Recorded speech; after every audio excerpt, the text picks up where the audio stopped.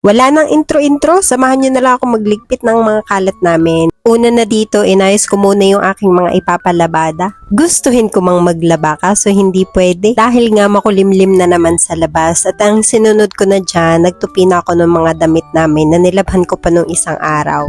Habang busy nga pala ako dito pagtutupi ng mga damit, abay inutusan ko na ang aking asawa. Sabi ko magsaing na siya para pagdating ng mga estudyante, may kakainin. Eto ang vacuum namin, hindi lang panlinis, pang stress relief din. Kasi habang hinihigop niya ang alikabok, feeling ko hinihigop na niya rin ang pagod sa buhay ko. Uy, ba't may ganon? Kaya kung katulad nyo ko na gustong mabilis ang trabaho pero malinis, swak na swak to sa inyo. Eto nga palang gamit kong vacuum at grabe, pinapadali nito ang trabaho ko. Mula sa sahig hanggang sa sulok, tanggal lahat ng dumi. Parang may magic. Siyempre, hindi kumpleto ang paglilinis natin pag hindi natin nilinis ang CR. Kaya isinama ko na rin siya, nilinis ko na rin siya for today's video. Naglagay lang din ako dyan ng face mask dahil hindi ko makita yung face mask namin. So, towel na lang nilagay ko.